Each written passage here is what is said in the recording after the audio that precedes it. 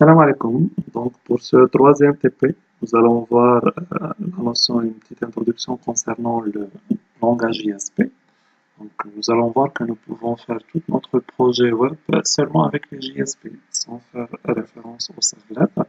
Comme j'ai dit au cours, donc les JSP, c'est du code HTML à l'intérieur, on trouve du code Java.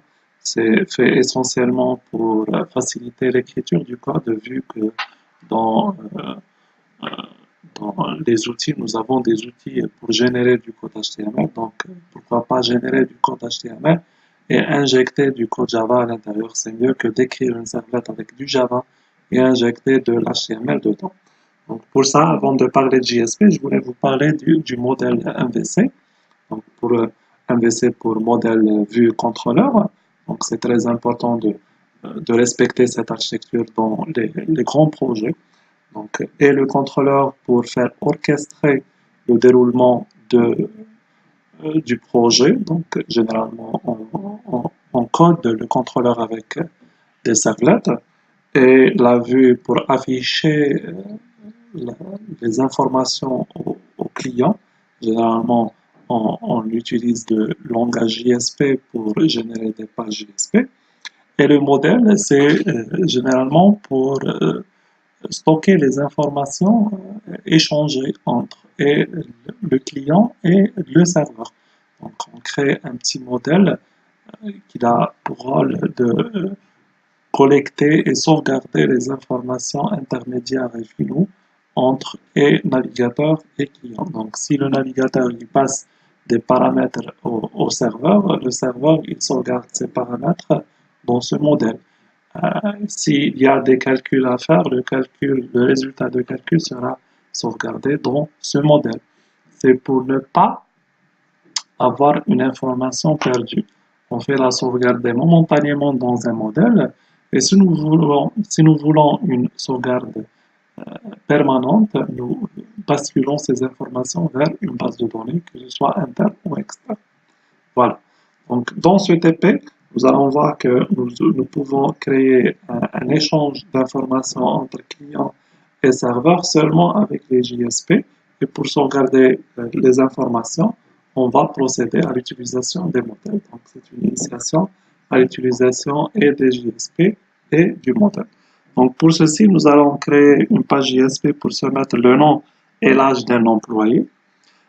Deuxièmement, nous allons créer un modèle appelé employé pour stocker ces paramètres-là. Et à la fin, nous allons créer une page pour la vue, une page JSP. Elle va afficher les informations qui ont été saisies dans la première JSP. Donc, je vais basculer vers l'environnement de développement. Je vais créer un nouveau projet, toujours Java Web. Je l'appelle par exemple le TP3 avec le serveur toujours Tomcat et je valide. Donc, tout d'abord, je crée une première page JSP. Voilà. Je la note par exemple JSP Form.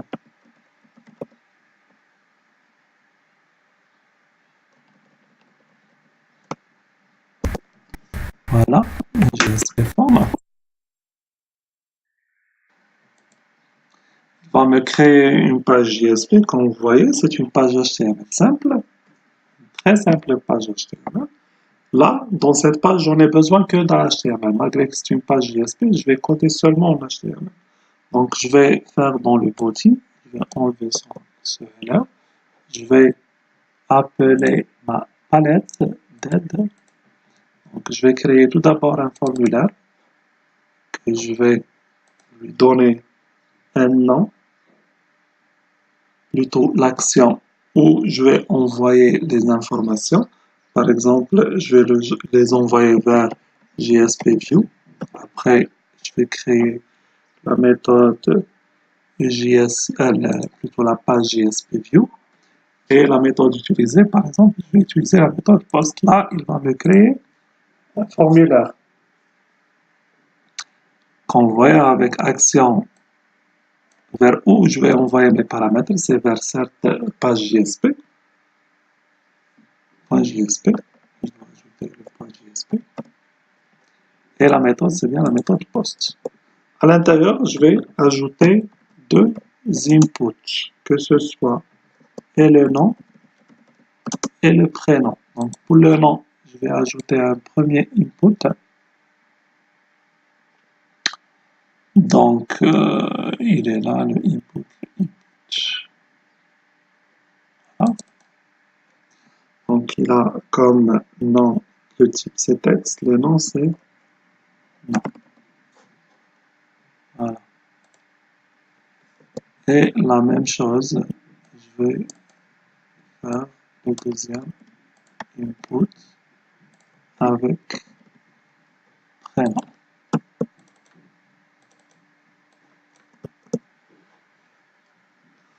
Je vais faire un bouton,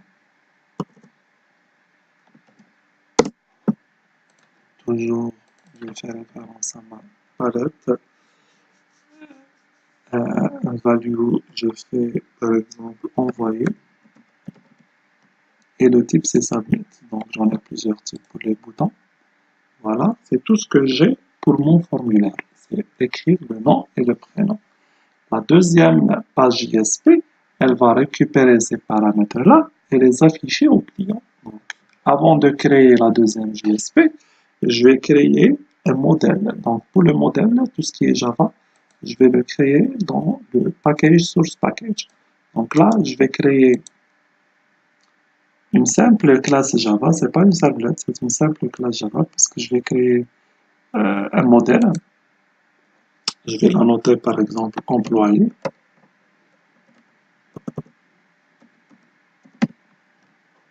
Employé. À l'intérieur, je vais déclarer deux variables, que ce soit le nom et l'âge. Après ça, je vais me procéder à créer les getters et les setters. J'en ai les getters pour le nom et l'âge, et les setters aussi pour le nom et l'âge.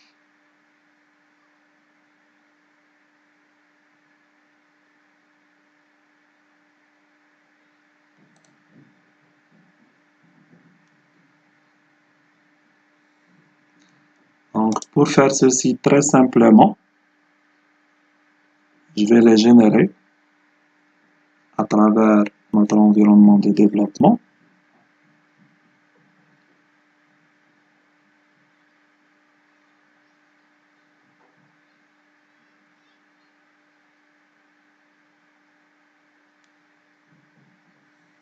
Voilà, c'est encapsulate field. Et là, je vais cocher seulement les getters et les setters dont j'en ai besoin.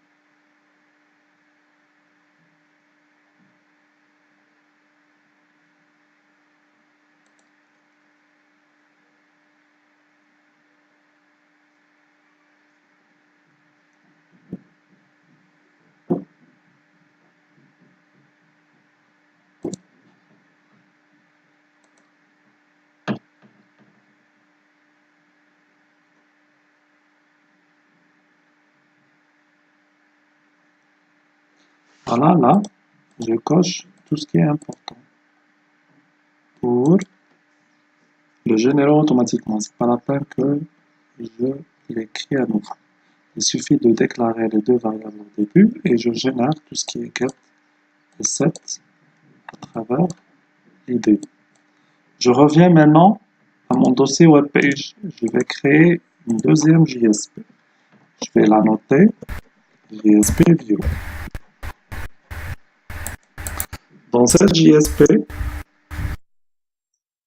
je vais tout d'abord, dans le body, je vais tout d'abord créer une instance de notre modèle employé.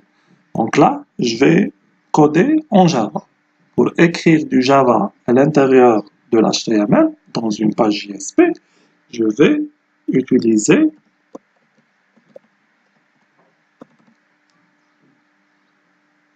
cette notation. Donc, je vais l'expliquer dans le prochain chapitre. Là, je vais créer une instance employé E de type employé.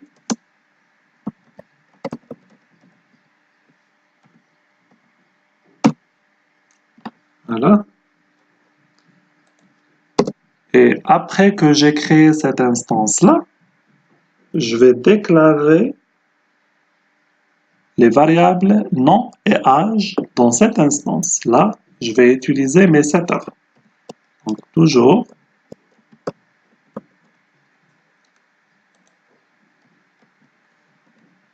je vais faire une invocation de la méthode.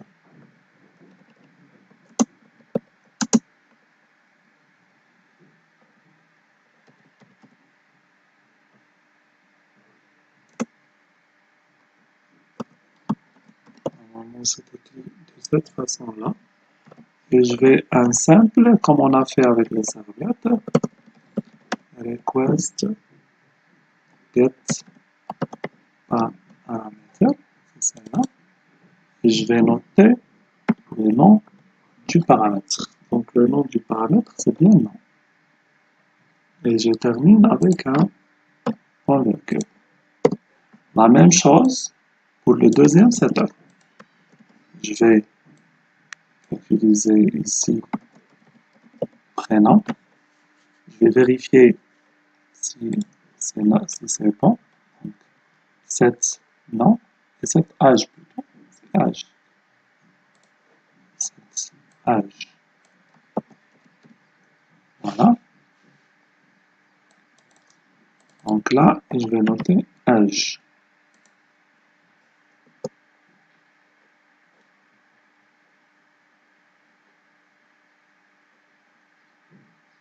Eh oui, incompatible type. Donc je vais le parser, c'est tout. Je vais le parser en utilisant les instructions de Java.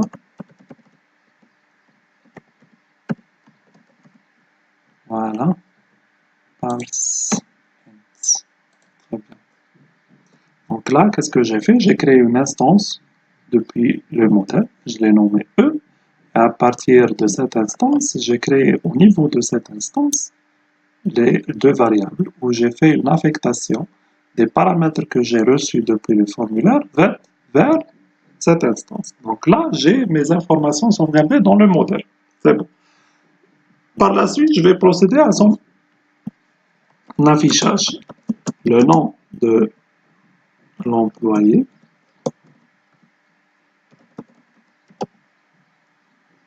et deux points.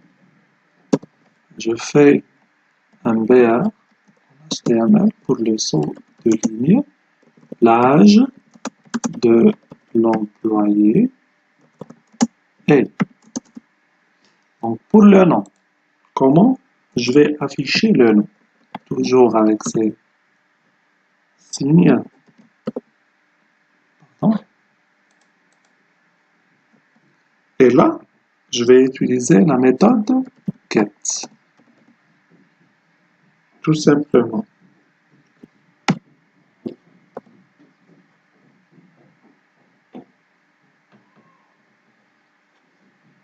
Et bien sûr, c'est une instruction où je vais afficher le résultat directement. Donc, je fais une égalité. Même chose pour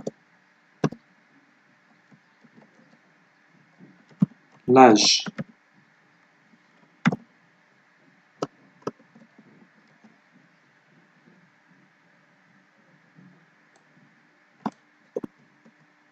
Et je ferme le bout. Donc, qu'est-ce que j'ai fait? Grosso modo, j'ai affiché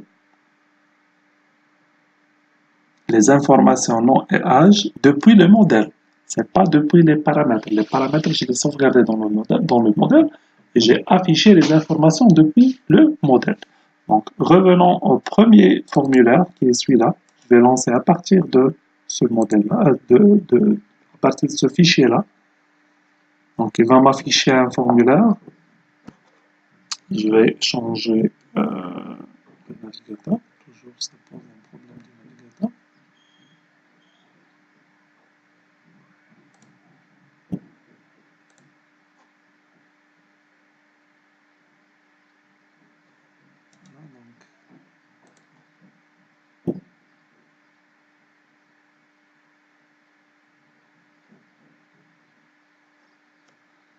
Je vais relancer cette page. Donc cette page, elle va invoquer la page JSPView. Et au moment de l'invocation de la page JSPView, on va sauvegarder les informations dans le modèle, par exemple. Tout d'abord, je vais corriger une petite erreur, ce formulaire-là. Donc ça, c'est pas le prénom, c'est plutôt l'âge. Voilà. C'est pour ne pas avoir une bêtise après l'exécution.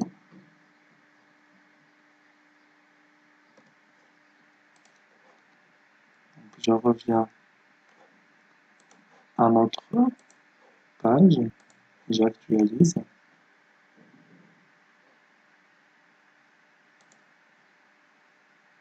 Voilà, j'ai le nom et j'ai l'âge. Par exemple, Mohamed, à l'âge de 50 ans.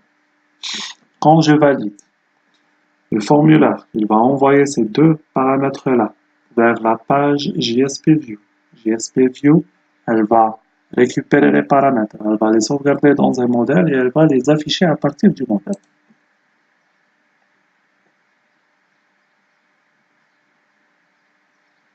Là, il y a une petite erreur, donc c'est pas très méchant. Donc, nous allons procéder ligne par ligne. Donc là, il dit que le modèle n'est pas vraiment. Donc à partir de la page, à partir de la ligne 15, impossible de compiler. Une erreur s'est produite à la ligne 15. On voit comment utiliser le type. Donc il ne trouve pas le type de l'employé, alors qu'on a bien utilisé ce type-là. Donc sinon, je vais le mettre dans un package pour qu'il soit connu. Donc ce package dans JSPView. JSPView. C'est juste une erreur au moment de la compilation. Je vais importer le package là où il se trouve notre modèle. C'est tout.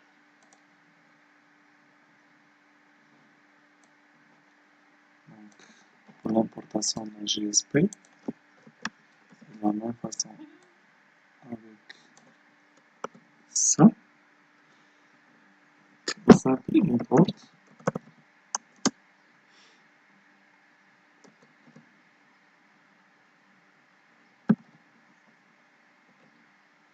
Par exemple, dans le package web.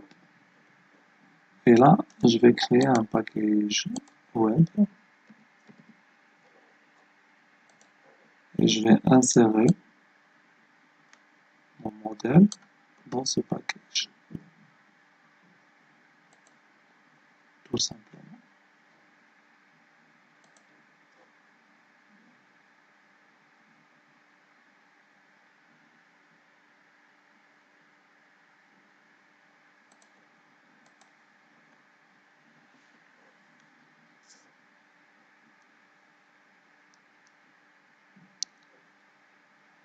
Je vais voir si c'est employé tel qu'il est comme ça.